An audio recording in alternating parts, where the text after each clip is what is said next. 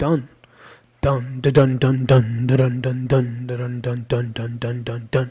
Hey, what's going on, guys? Welcome back. It is Jersey to Vegas podcast. It is episode 34. 34 on a week that is post-depression.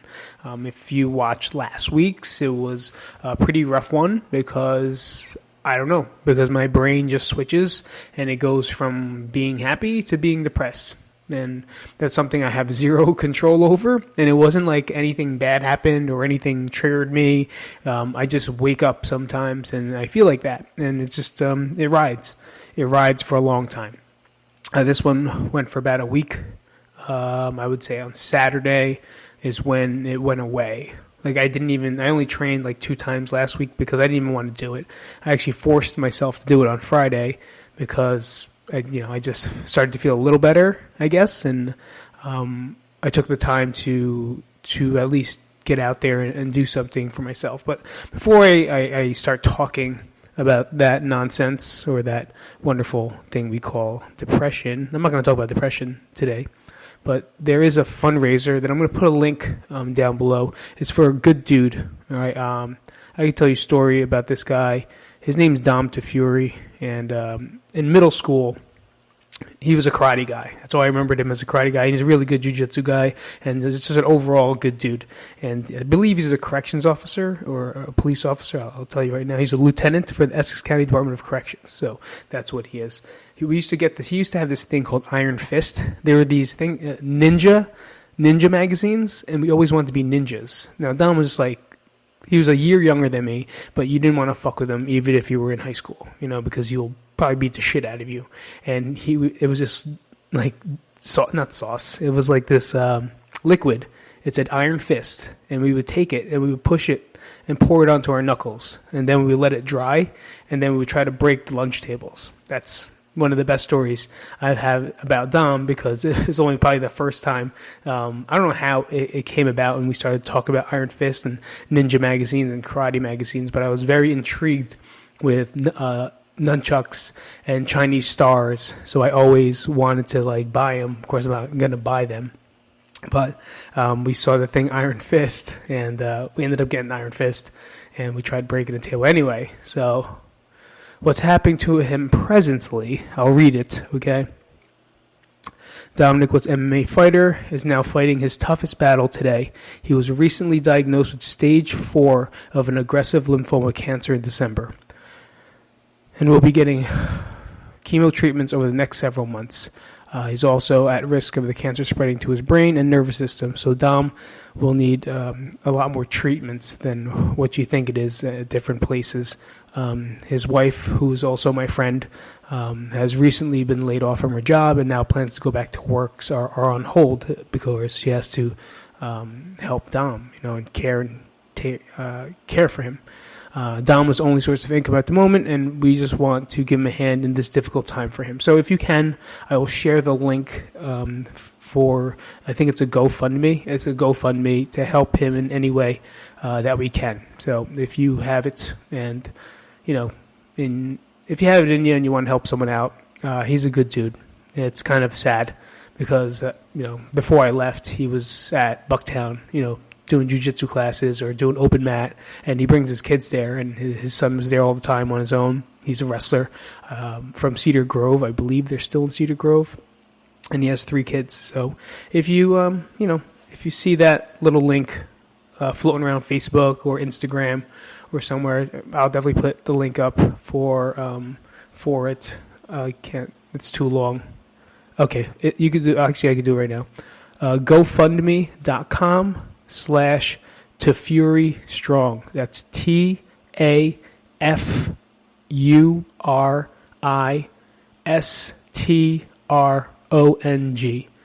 To Fury Strong. So go to GoFundMe.com to Fury Strong, and like I said, if you can help out anything, a lot of people are being very generous.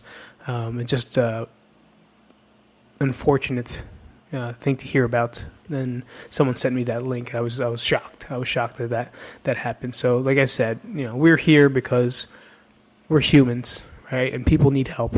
And I believe even if you don't have it, some people do. Anything would help to make someone's life at least somewhat better than what they have presently. And right now, for them to put that out, I'm sure they need some help. What else are we going to talk about today? I want to talk about perfection and the lack thereof. I've learned a couple things being out here, okay? And one of them is I'm definitely not perfect.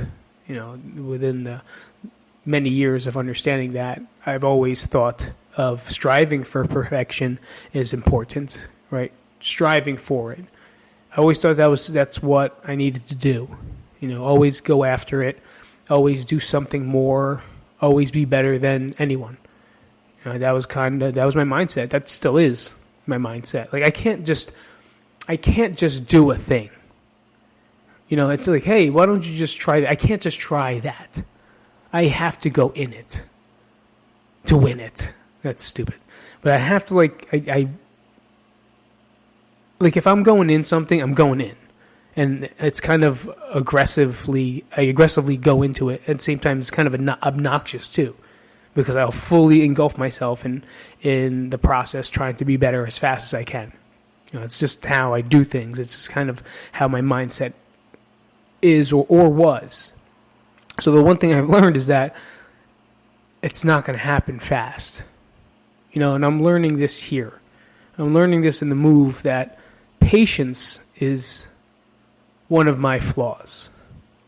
I never am patient in progressing in my life.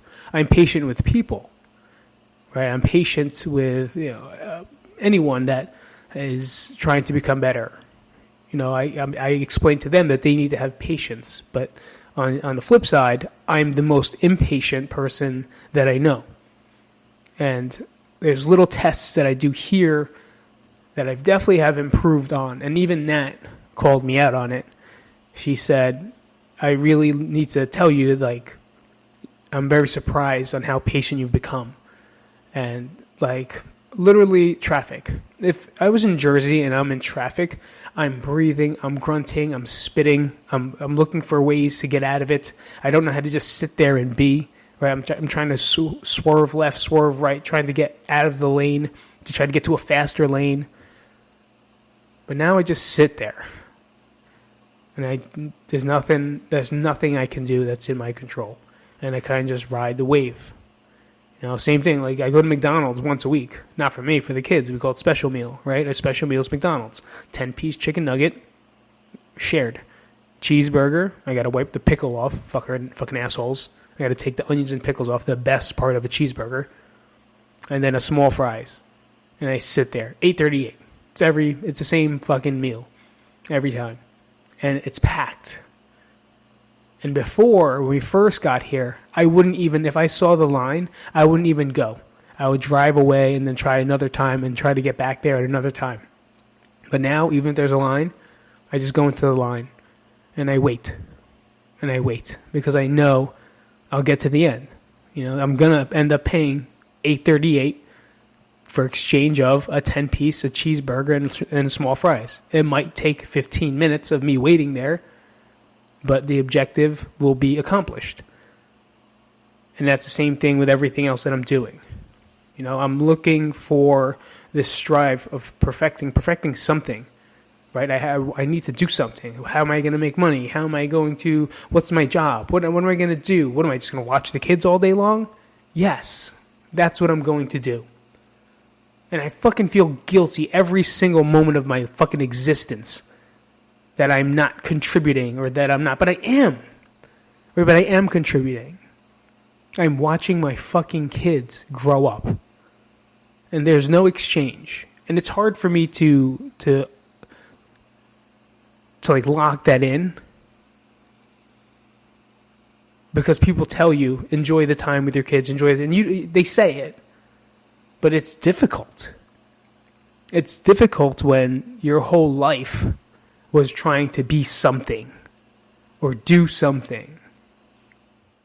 Your whole life. And I always had to be better. I always had to win.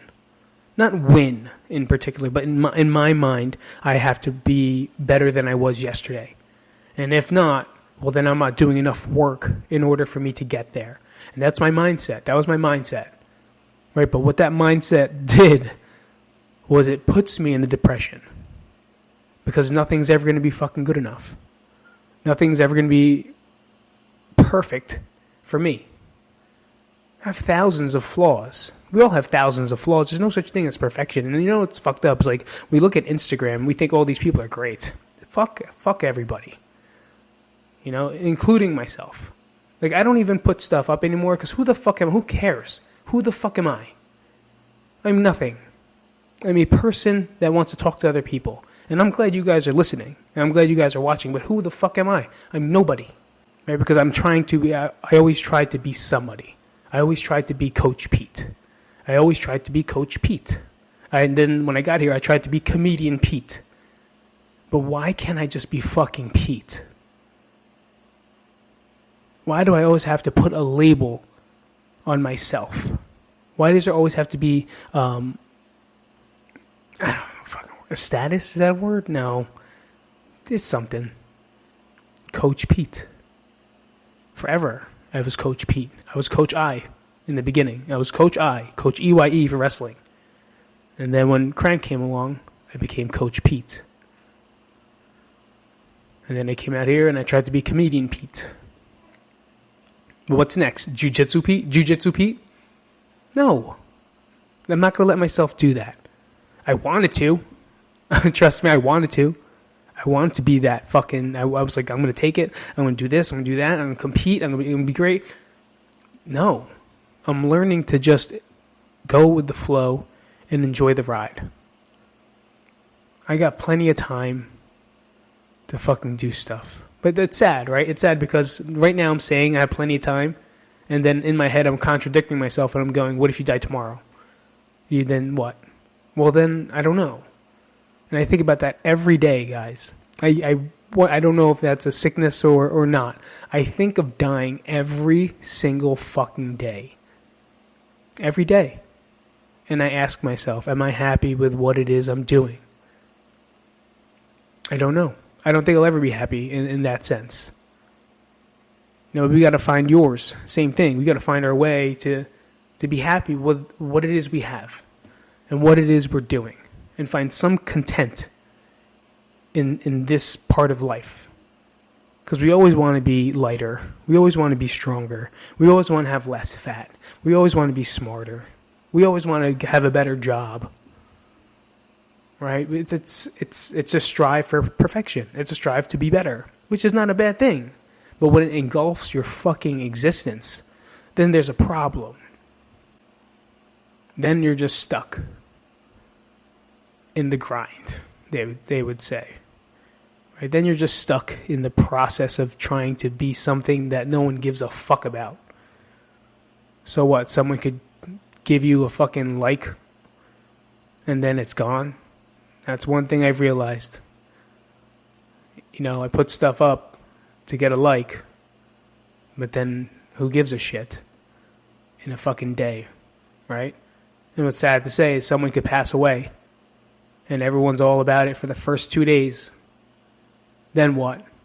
The only person that gives a shit were the people that was close to that person. And it's kind of sad. You know, no one reaches out anymore. No one cares because you're done.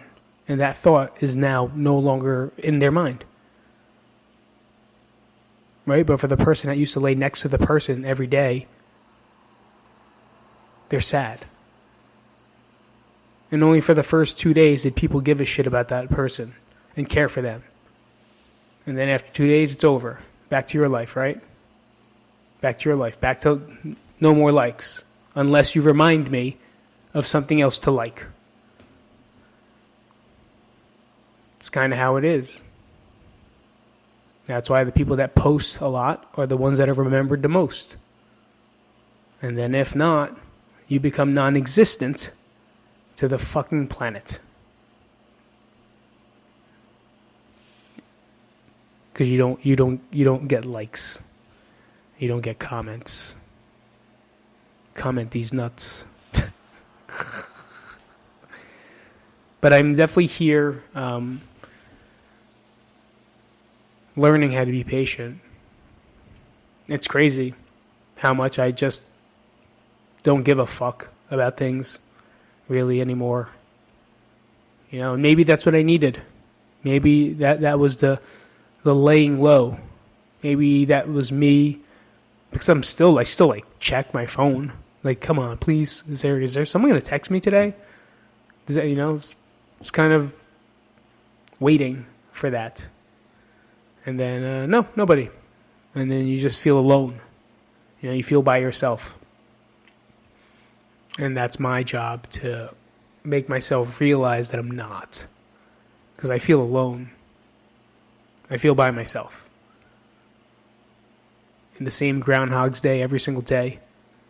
Hanging out with just 2 kids. That's it. My best friends. Phoenix and Sage. And then Nat at nighttime. My best friends. My only friends. And that we got each other. And I got to be cool with that. Notice how I said I got to be cool with that. Because in my mind, I always used to have more. I used to have so much more at my plate. I used to have so much more communication with people. And it really bothered me to not be able to see people, to not be able to talk to people, to not be able to communicate with people. But that's the pill that I have to swallow. And that's the thing that I'm learning. I'm learning that there is only you. There's only you. But if you spend your whole life thinking that you're not good enough, trying to reach something that you can't, trying to make yourself feel bad, making yourself feel bad, and just beating the shit out of yourself for not being perfect, not having the life you want, you kind of got to sit down, recollect, and look at it. Look at what you have. I'm not saying to compare it. I hate when people say that. Oh, there's other people more fortunate, less fortunate than you. No shit. No shit there are. That's the fucking world. Right outside, there's a homeless guy sleeping in the fucking desert sand rocks. Right here. He's right there. I think he's taking a shit. Because he does. Because I walk by it all the time. But it doesn't make you less of a person. Wanting to be perfect and wanting to strive for things is not a bad thing. But just don't fucking make it all about you. Don't make that, I don't want to say journey. I don't know, that vision.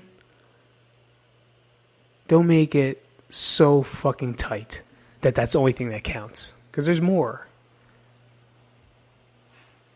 And I think before you look at being perfect, you got to look at your life now. You got to look at your present.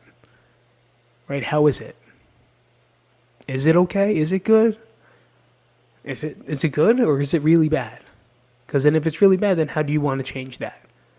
Then you can move towards the change.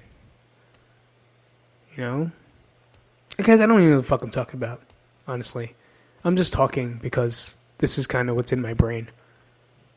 I thought about perfection and how I always tried to be perfect. It's stemmed down from childhood, right? You just want to be better. Prove to your parents that you're good enough. That's me, for sure. I want to prove to my parents that I'm good enough. And I don't think I'll ever achieve that. That's why I have to let that go. Because I'm trying to do things to get the acceptance and approval of my parents. That I did it. I made it. I'm good enough. But it's never going to happen. Because no matter what, you never will be good enough for them. But I'm sure they love you. I'm sure they care for you. But there's always going to be a piece where, there's going to be some criticism. And it's going to tear you down. It's going to break you up. And now it's not really them saying it. It's just you saying it to yourself. We have this thing where we believe that we have to be better all the time. When sometimes we just have to be who we are. That's it. So on the upside of things, Nat had a little procedure. She was a little hurt. She's better. It took a while. She was in a lot of pain. and we actually had to call the ambulance. I believe it was Friday night or Thursday night, one of those nights. And it was weird because usually I'd be able to drive the kids. I would drive her to the hospital, right? But we really had no one. It was kind of like a moment where I was like, I have to call the fucking ambulance because we can't like wake the kids up, and I can't drive. I don't have that luxury of being able to just get out of the house while someone could come over and maybe watch the kids for a little bit, like an emergency situation, and having an ambulance come and take her to the hospital, which she never ended up going to the hospital anyway because there was nowhere. It was all full. All the hospitals were full and they wouldn't take her in. So they kind of just sat in the ambulance anyway, and then a couple hours they fucking brought her. She came right back inside. So she was better off just being in pain at home than being in pain in some waiting room that you're never going to get into to see a doctor. It's kind of ass backwards, but I guess that's how it is. Everything was settled out. She ended up going to the doctor the next day, and they found out, and she's good, and she's back at work today. So it's not a funny thing. Right, but of course, I'm gonna bust her chops all the times, with what happened. But it's just a realization of how alone we are. We just are here. We can't even find help to do an emergency situation thing. Like, we have to rely on the ambulance, which I fucking hate, right? Because then they come inside, and there's 17 of them, and they hook up all those patches on you, and they have to take your heart rate. They ask you 1,000 questions, and one of them, then two of them have, like, side stories that they're just talking about, like, their lives, and not really even here doing it. And then I got 2 dogs that are going to fucking bark the entire time and wake everyone up in our in our apartment complex. But it's just different. It's a different way to kind of deal with little situations that we didn't have to do that. Usually I'd make a call, an emergency call. I'm like, hey, can you come over, watch the kids, or stay here? I'm going to bring Nat to the hospital. It's like, okay, cool. Like that. Like the little things like that is what I do miss. Not having that here just makes things a little bit harder to do it. So that was that. Phoenix is in. So Phoenix, a little update here. Phoenix is now, they tried him. They call it an IEP. I don't know what the fuck it stands for, but we have a meeting with pretty much the school psychologist and a bunch of other teachers and everyone in that department. And they moved him into bigger classes. So it's really cool to see and hear that he's doing so well in his self-contained class that they let him go for, I believe, like math and reading and English and stuff like that. All those main subjects. They put him in with the regular first graders. The regular first graders. I love how I say that. Because he's in a contained class of like 5 or 6 kids. And for them to go in like a class of 15 to 20, I'm sure it has to be delightful for him. And we get better communication with the teacher because it's an actual teacher. This time, so the actual first grade teacher gives us like type shit out, and like we know how he's doing. She sends pictures of him with like the classmates, so it's really good to see that there's that progress. At the same time, it's really good to hear that he's progressing as well. For me, I get scared like he's gonna be, I don't know, I don't know. Is he gonna be okay to be in regular school? Is he gonna be okay to be in regular classes?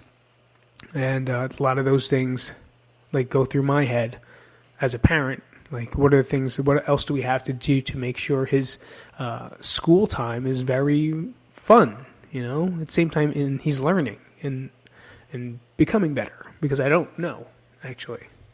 But now we have that communication open. I just started this week or last week, and we're really happy with that, Sage, little bitch, and that's all I got to say about that. She's good. She's with me right now. She's obviously doing TV time because I'm doing this. But potty training, can't do it. We're trying.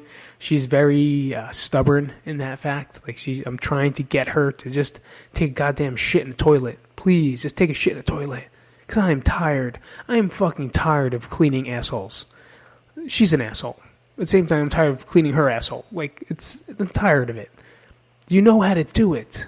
You know, there's days that she doesn't pee at all because I constantly put her in the toilet, Good. And then for some reason, when she's got to take a shit, she runs and hides somewhere. And then I don't know where the fuck she is. Or, like, I'll go take a walk the dogs, and I'll come back and she shits her pants. Like, why? If you can easily take a piss in a toilet and be proud of it, why can't you take a shit in a toilet?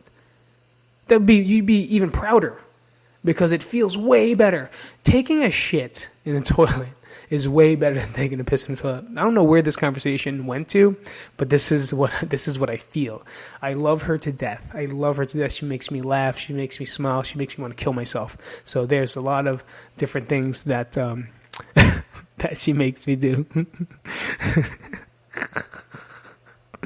Oh my goodness graciousness. Yeah, I think that's it. For me, I'm okay. I'm okay this week. You know, I'm good. I went to Jiu Jitsu this morning.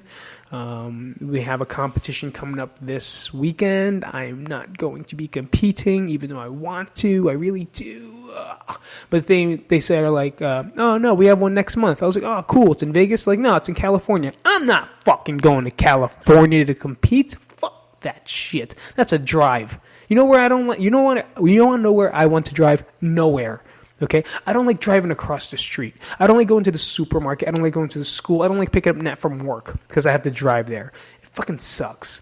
I'm not driving 4 hours, 5 hours to California just to fucking sweat and maybe wrestle somebody and then come back home. Not gonna happen. But everyone else here, you know, they got no kids. They're all young bucks, and they, you know, they're like, even in the group chats, they're just like, oh yeah, no, we'll drive to fucking Wyoming. How do you even say Wyoming? Is that how you say Wyoming? I'm not going to Wyoming. I'm not. I don't want to go to McDonald's. I'm not going to fucking Wyoming. But anyway, there's one here. So it'll be cool to kind of go out there and check out some of the students and see how they do in competition, you know, and be a little jealous. Not going to lie. I'll be a little jealous watching them because deep down inside I want to compete because it's fun for me. I enjoy that part. I enjoy being scared. I enjoy like a test. It's like a test to give your all. You know, it's like, how good am I getting? You know, it's a really good test versus like, all right, I'm going to go to practice and just do that. But, you know, I guess I'll have my time, and there's a rhyme and reason. I will be patient. I will be patient in the process, and I'm definitely learning that one thing here for show. Here's another side check. I don't drink anymore. It's crazy how once I stopped stand-up comedy, I stopped drinking. Because stand-up would make me drink. And then it was almost like, all right, Monday, Tuesday, Wednesday, Thursday. Or no, Tuesday, never Monday. Tuesday, Wednesday, Thursday, Friday, Saturday, Sunday. Every time. I can't believe how much money I spent on alcohol. It's crazy. I was talking to Nat about it. Like I spent a lot of my money on alcohol because I would have to fill up a new bottle almost every week. I was drinking more here than I did in Jersey. Amazing, right? And then I stopped stand-up, and I'll have a drink. Like I had a drink last night because, I don't know, there's nothing to do, and I just kind of wanted a drink. Not because like I felt like I needed one. I just wanted to have one, see what it tasted like, and it was cool. And I watched Tom and Jerry. But now I don't really, I don't drink. And it's pretty cool. I feel better. I wake up better, you know, and mainly because I'm also trying to bring my weight down. And I know that drinking is definitely not the answer if you're trying to lose weight. It just makes everything go backwards. It takes the body a while to process down. And then you're pretty much kind of starting from zero again. So it's tough. It's tough when you're trying to lose weight and you drink at the same time. The process just takes way, way longer than if you didn't. So that's what I definitely do notice is when I don't and I haven't, my weight is now moving down. You know, but when I do, it kind of sticks and you can see it. And I fucking hate it. So it's almost like a choice, right? It's like, do I want to drink or do I want to not? So that's about it. All right, guys, I will close it out here. Thank you so much. This is Pete from the Jersey to Vegas podcast, episode number 34. I'll talk to you guys next week. I will talk to you guys next week. And thank you guys so much for coming out. If you are new and want to go to our Patreon, go to patreon.com/Jersey2Vegas, and you can donate there. And definitely go to GoFundMe.com/ToFuryStrong. I'm going to fucking butcher it if I don't read it. TAFURISTRONG.